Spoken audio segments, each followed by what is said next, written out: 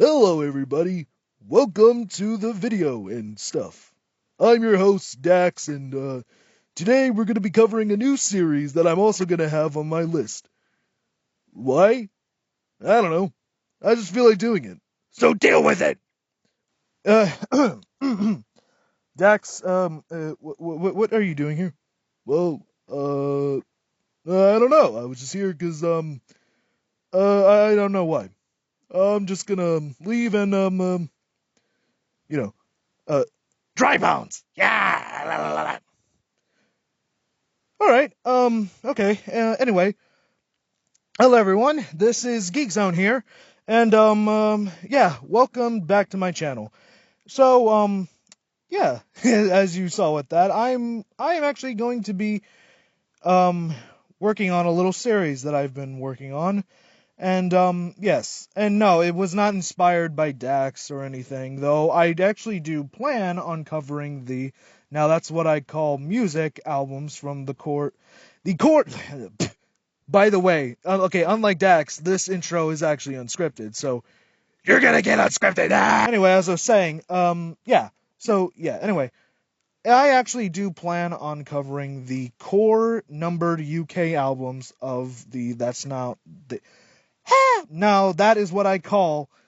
Now that is what I call music's franchise, and unlike the US ones where they basically ended after 90 albums, this one is still ongoing. Not to mention that there are a bunch of versions of these albums. And I don't just mean like, special editions for whatever. I literally mean, other albums that are basically canon. And yeah, that's not going to be fun. And what's also worse is that unlike, the first several albums that, have ranged from like 18 to 20 songs and then eventually, like one or two more songs are added, and that's not even mentioning the yearly albums that include a track list of like 10 or like 20 other songs. This is gonna have much more than that. We're basically covering like I don't know, like 24 songs per album, and that's not even mentioning the fact that they've basically been pumping out content per year. Like it's not like you're gonna get an album once or twice per year. You're gonna get like about 2 to 5 albums per year. So, yeah, can't wait for that. I mean, if anyone actually wants me to see that, then, yeah, come on, let's, oh, please, please, no. No, actually, I might be curious. I might try the first album and then see if anyone is interested. But, no, that's not the music series I'm going to be covering on this channel. I'm actually going to be making a new music series that is going to be covering music artists. Singers, of course, because, I don't have, I'm not cultured enough to learn about musicians. And we are only going to be covering singers, so that does not include anything like classical music or instrumental or, ugh, minimalism. But also, I'm kidding. Minimalism seems to be fine. But in all seriousness, yeah, I'm going to be covering singers. And why am I doing this? Well, I'm doing this because, besides me, and besides as of recording this, I'm on summer vacation right now, and you guys are not going to see me be able to do Let's Plays on the channel, but you likely will still have comic dubs, song covers, and uh, yeah, song covers, comic dubs, any other miscellaneous stuff, and okay, yeah, I guess uh, VOD highlights of Starlight Kid. But yeah, that aside, I'm going to be covering this new series because I want to expose myself to new music and actually get familiar with artists. And the way I'm doing this is probably in a way that a lot of people don't cover don't cover the way music artists do. You're going to have those people that listen to albums. You're going to have some people that listen to the popular songs like the fucking normies that they are. But I'm going to do the Chadley thing and basically cover every tangible song from an artist. So that includes the studio albums, possibly EPs, mixtapes, which is going to kind of depend on whether or not these EPs and mixtapes are, not recycled from the album or not, they have a song. They have songs that get implemented into the albums, or these EPs and mixtapes are really not worth checking out. But it kind of depends. We'll also be covering non-single albums, the non-single albums, meaning the singles that don't get put on anything, and are just basically out for the sake of cassette tapes. Which I don't know why you would do that, but whatever. But whatever. Anyway, we're only gonna cover those if they're actually worth it.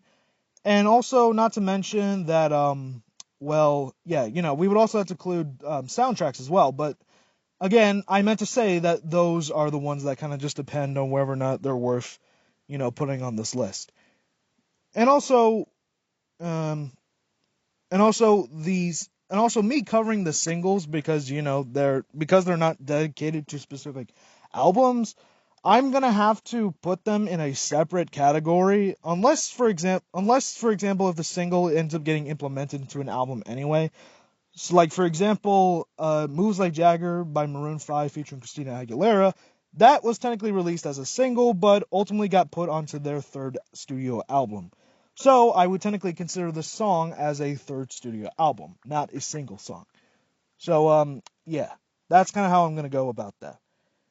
And and if anyone is gonna ask me to cover specific artists, that's kind of gonna be difficult because because I'm not doing artists that have more than 5 albums, because listening to music is easy. Trying to actually pay attention to what their songs are like, and getting a sense of their style is gonna be something that's pretty difficult. And I have to listen to this I have to basically listen to these songs twice to get a sense. Well, I mean, I have to give I have to give a listen run. I have to give a run through their entire discography, and then check out all the songs again for what I'm going to be covering in videos. So yeah, I would have to do that. And that's not going to be fun. So that's why I'm going to start off with artists with not a lot of albums. And originally, for this video, I was supposed to cover a specific artist, a little known band known as New Radicals. However, I got exposed to this other artist from sheer curiosity, and I felt this was going to be something that was a lot more interesting. Not just because the guy basically only has 5 songs in existence, but I figure he's actually a pretty niche artist, at least in some sense, that he would actually be worth discussing. So that's what I'm getting into with this video here. If you want to see more of this, music journey, say that again. Anyway, if you want to see more of this music journey, then yeah, please subscribe and let me know in the comments if you want to see more, or if there's any specific artists you want me to cover. I obviously have a list of artists that I want to cover, but yeah, I'm just letting you know. So anyway, why don't we get started with the first artist? Take it away. Now, DJ Cassidy. Yes, DJ Cassidy. If you're wondering who DJ Cassidy is, Cassidy Durango Milton Willie Poto, born in 1981, known professionally as DJ Cassidy, is an American DJ and record producer. By the way, before I continue, I have to let you all know that I'm going to just basically be looking at some basic information around the internet for information on the artists or anything about the songs if I feel, mostly vested in, like I'm not the kind of guy to make proper analysis. I kind of don't have the time for that, and I don't live and like even if I did live in a scenario in which I had the time and energy, I wouldn't do that anyway because I'm not gonna be one of those music snobs that's gonna be like, oh yeah, see, you gotta do this and the backstory and everything. So this is how the song was made, and these beats, they're very good, and yeah, the vocals, they're great. Like, no, that's not what that's not what I'm here for. We're here to have fun covering these artists, and I'm not here to give you any music theory lessons, any vocal lessons that just feel very glorified. I'm just here just to, give my opinions on these music artists' songs, and that's what I'm just gonna do. Anyway, noted for his flashy attire, Cassidy became known for his work at celebrity functions, including the 2008 wedding of Beyonce and Jay-Z, the 2009 inauguration of President Barack Obama, President Obama's 50th birthday, and the 2024 Democratic National Convention roll call. And I'm not going to give you the backstory of, of our MC here. Interested in DJing from an early age, Cassidy said he had always been a hip hop kid. As a child, he watched dance films such as Breakin' and Breakin' 2, Electric Boogaloo, and later loved Grandmaster Flash, Cool Herc, and Africa Bob. Okay, yeah, goddamn it, I gotta do this shit. Africa Bambata. His 10th birthday present was turntables and a mixer. He began by working at teenage parties, school carnivals, and talent shows, then from his senior year in nightclubs. In 1999, he began his undergraduate studies at George Washington University before transferring to New York University, where he majored in sociology and graduated in 2003. Okay, trust me, I'm not going to really cover backstories unless it's actually relevant, but, I just want to give some context, I just want to give some context. Anyway, I'm not going to cover the rest of the information. I'm just here to cover specifically what we're here for. DJ Cassidy's music. And while he has been relevant since, having I forgot what they were called. I have to pull up the videos. So, yeah, that's what he's been doing. That's what he's been doing recently. But anyway, we're here to talk about his music. More specifically, we're going to be talking about the unreleased Paradise Royale, a studio album that was basically supposed to be DJ Cassidy's big break into, the radios and such. Obviously, he's known as a DJ, and he's obviously popular enough to, get invited to these various events. And unlike a lot of his other contemporaries, like, David Guetta, what the frig was his name? Caleb something. It's not coming to me. Marshmallow, Deadmau5. It's not coming to me. I'll remember. Oh, Calvin Harris, not Caleb. Calvin Harris. My bad.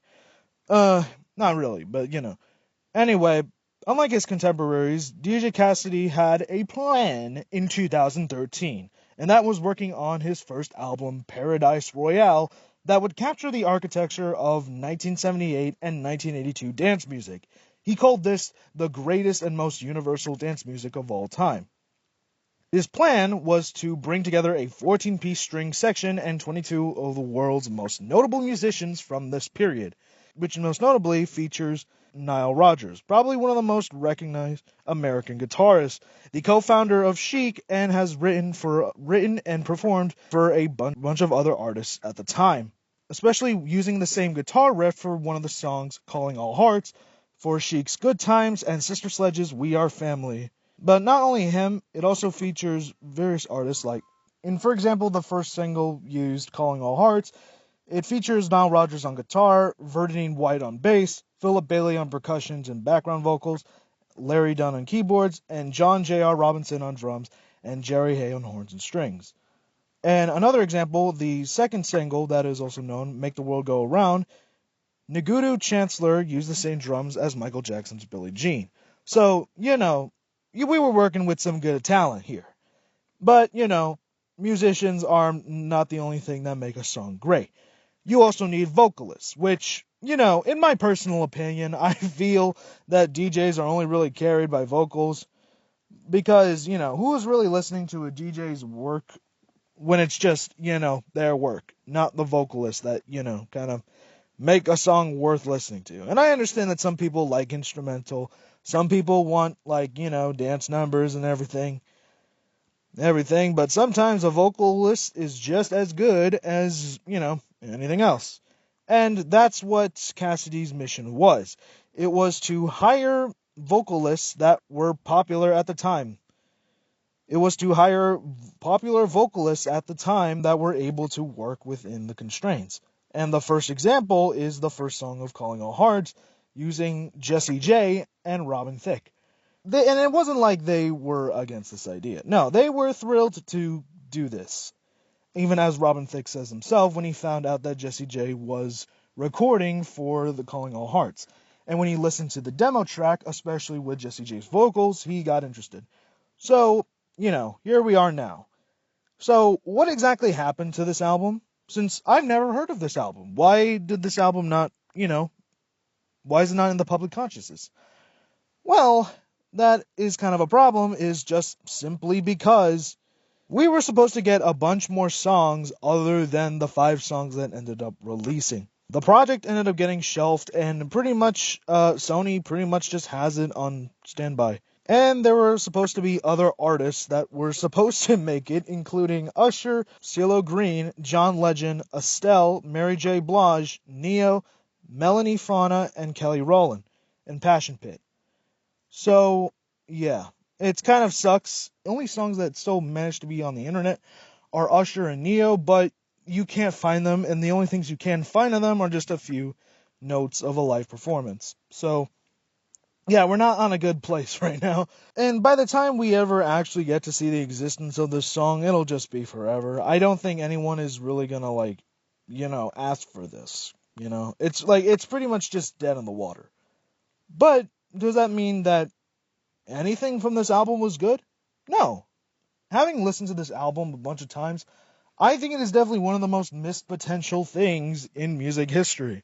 DJ Cassidy is someone that had potential to really stand out among his contemporaries and, really try to focus on genres. And I feel that is something that I would have really been interested to see.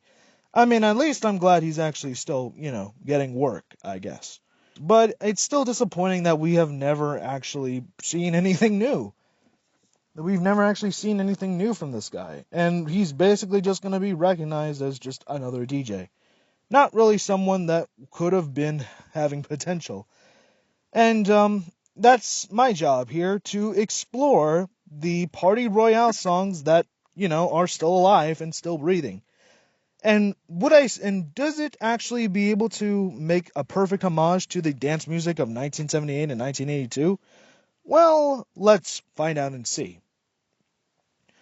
First up, Calling All Hearts, featuring Robin Thicke and Jessie J. Listening to this song the first time, which, by the way, I'm not going to play any of these songs for you. I was, copyright. And the most I'll probably do is just do some vocalizations and sing some lyrics, but I don't know if I'm going to get copyrighted from my sweet voice, because, I can sing that good that I can get copyrighted. I mean, I don't know. We'll see. Anyway, Calling All Hearts featuring Jessie J and Robin Thicke. This was the first song released in 2014. And when you listen to this song, you wouldn't think that this was from 2014. Honestly, when I first heard the opening notes, I honestly thought that this would have been a song from the Barbie movie. And I'm surprised it wasn't. I'm surprised this song never actually was used in the Barbie movie, because even though this is a song released in 2014 and is trying to emulate the style of 1978 through 1982 dance music, it actually ages pretty well, and I can easily hear this song playing in, today. I can easily see this song being released today. And just from the opening song alone, you can tell DJ Cassidy has a style and knows how to bring in an audience. And it also helps with the vocals of Jessie J and Robin Thicke. They definitely add their flavors into the song, especially Jessie J most prominently, because, it's the thing that kind of carries the song. But Robin Thicke definitely has his moment in this verse of some pretty amazing vocals that I haven't even seen listening to his other music, like his early music before we even got to Blurred Lines. I mean, I haven't seen a few other albums in between, but yeah, this is probably some of the best Robin Thicke vocals that I've ever heard, and that's kind of saying a lot. I mean, not really. Like, this is probably the best thing I'm actually gonna hear from Robin Thicke. Maybe, I don't know. But yeah. But yeah, pretty much these vocals actually, I mean, besides the vocals being very great, they flow with the beat. The beat itself is actually this kind of poppy beach vibe that, actually brings a flavor, but, brings out that summer vibe. And it's kind of weird that this is kind of, gets lumped in with the dance music of, the late 70s, early 80s, because it kind of doesn't really feel like that way. And you might think that maybe this is, a weak spot of the song because it doesn't, feel like disco. It doesn't feel like dance. But this, I can easily see this in like, a soundtrack or something. I can easily see this playing in a soundtrack or playing it in like, a Barbie movie, which I kind of wish we, saw. But I can easily see this in being in like, a fun, comedy movie. And it'd be cool and such. Anyway, there's not really a lot for me to talk about with this song. It's great. I mean, I would say it's more of a crowd pleaser song, which may or may not bring it down on the list. But no, this is definitely a solid debut song that definitely makes it worth it.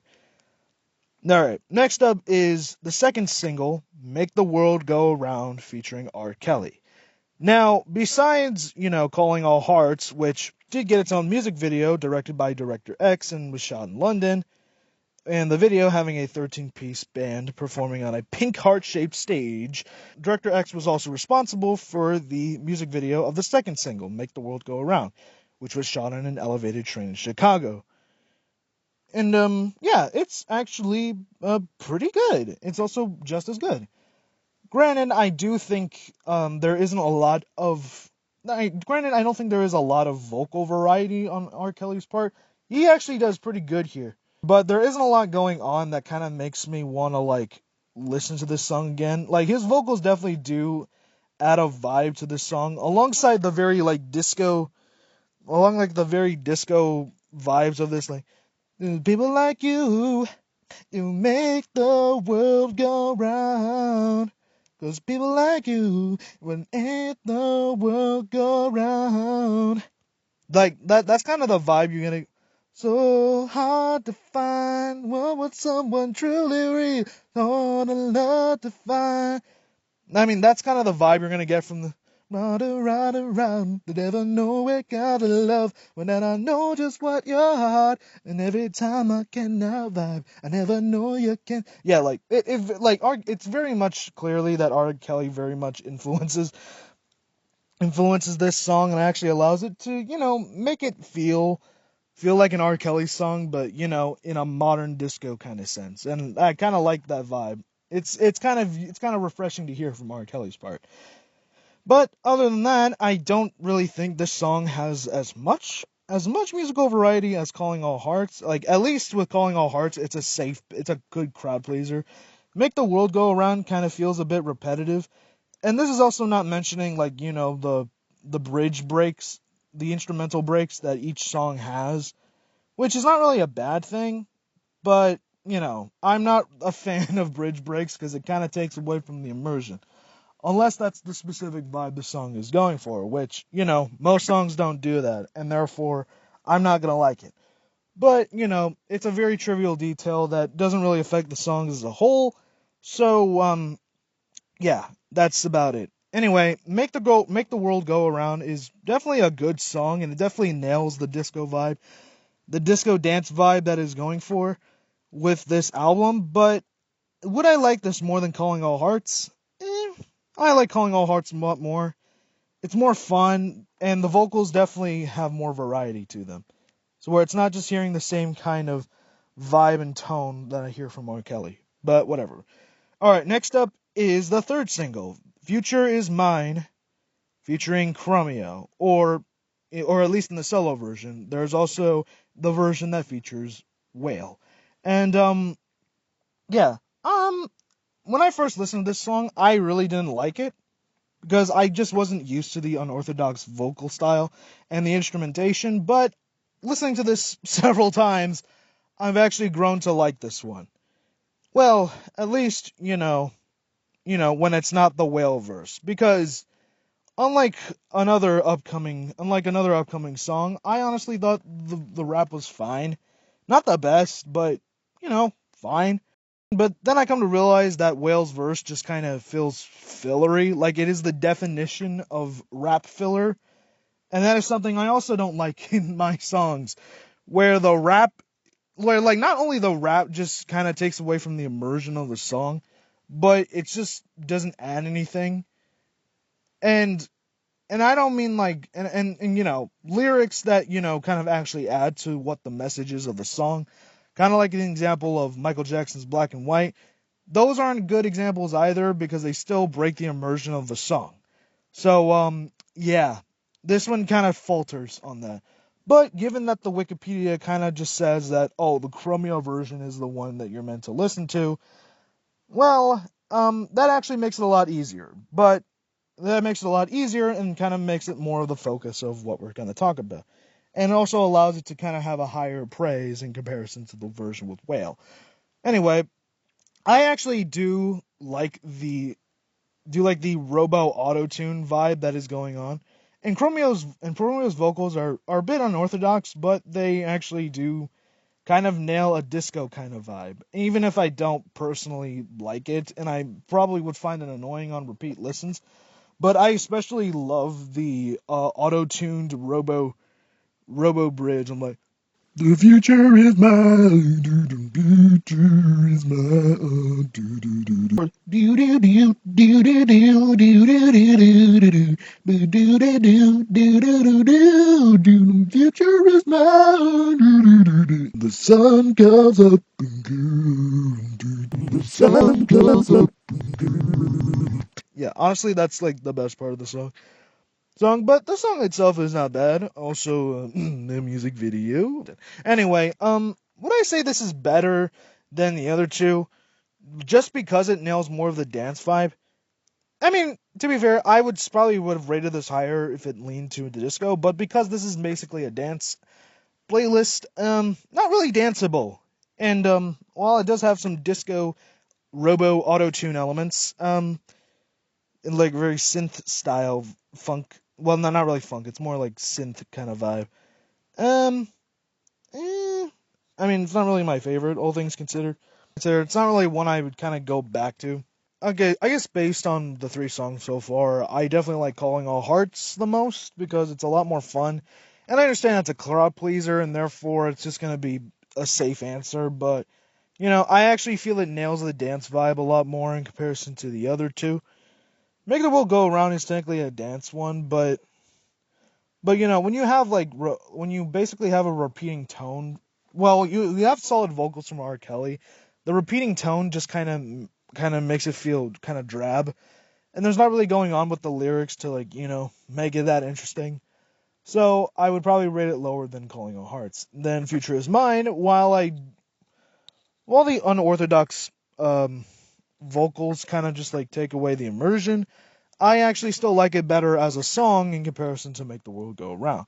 So far, Casting All Hearts, Calling Calling All Hearts number 1, Future Is Mine number 2, and Make the World Go Around number 3. Next is the fourth single, Kill the Lights, with Alex Newell and Jess Glynn. Now, if you're not familiar with these two, I don't blame you, because, well, Alex Newell, they basically are just known, and yes, they are mostly known just for playing the character of Unique Adams from Glee, and Mo on Zoe's Extraordinary Playlist, and also Jesse and Jess Glynn, who many people know from her vocals on Rather Be by Clean Bandit, which is also a DJ and a producer that I forgot. Don't blame me in the comments. Blah. And also for My Love by Route 94, which, also British DJ and record producer, yeah! Anyway, it also features Nile Rodgers, which is basically just, his guitar skills. It's like saying Nile Rodgers was a part of Get Lucky by Daft Punk featuring Pharrell Williams, even though he basically just did guitar shit. Okay.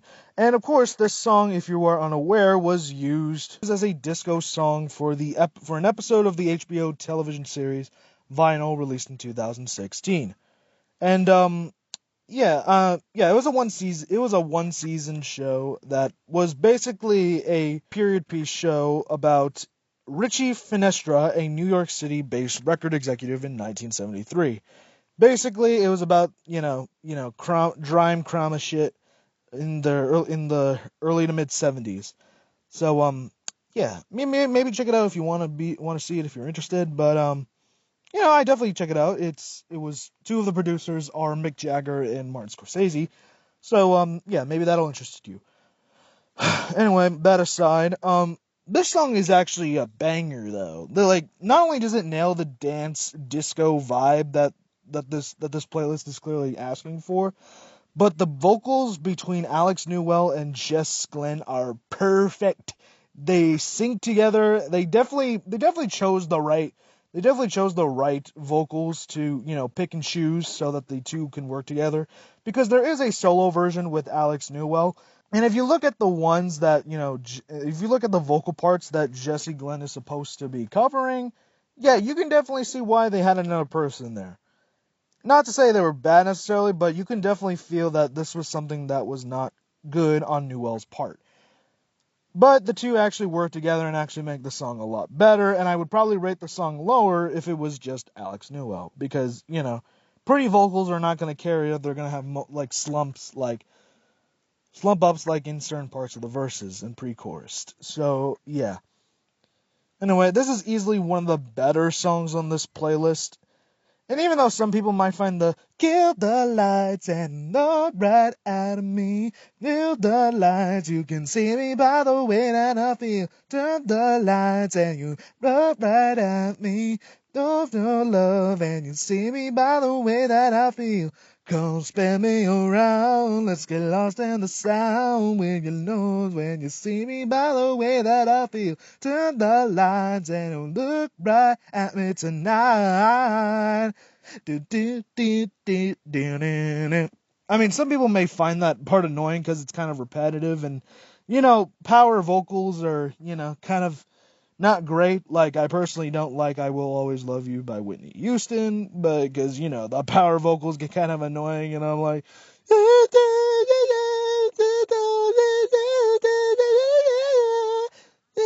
no one wants to hear that a bunch of times, and especially on repeats, because that gets annoying. Anyway, not much else to say on this song, but it's a banger.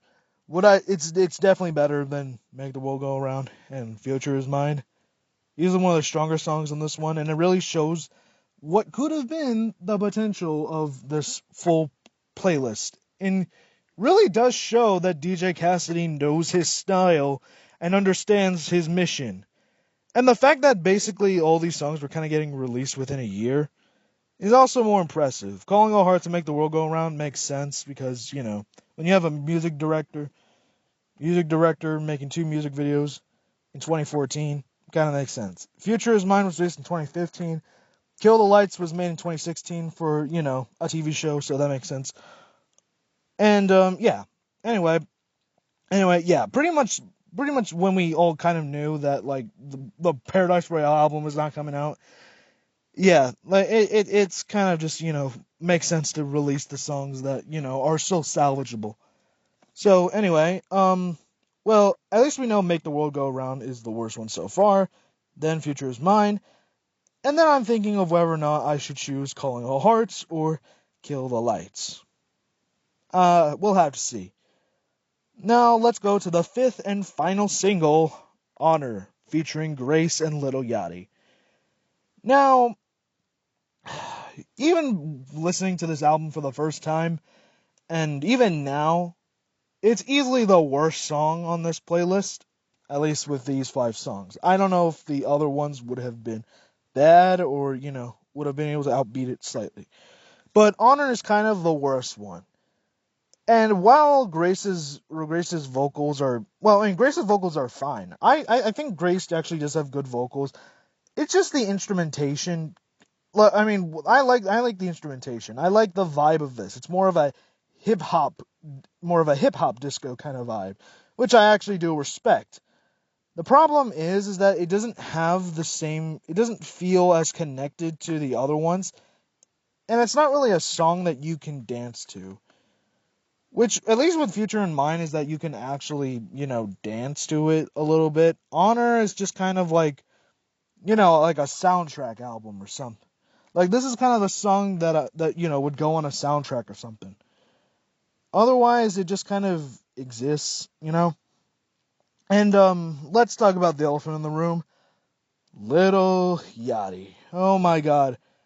Okay, I honestly thought, okay, like, and, you may judge Little Yachty, but, I was thinking that he was gonna, like, he was gonna spit something good.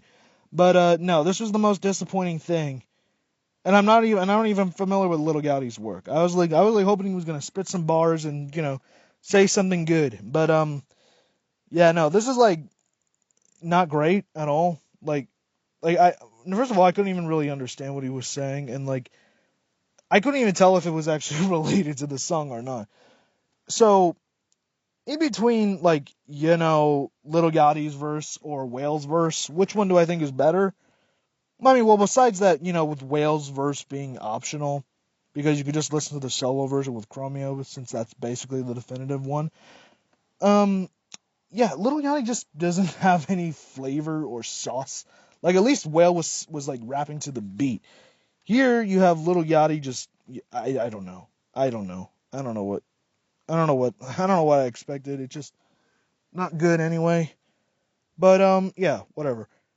Anyway, that's kind of it. I mean, I do like Grace's vocals because, it actually has the vibe that I want.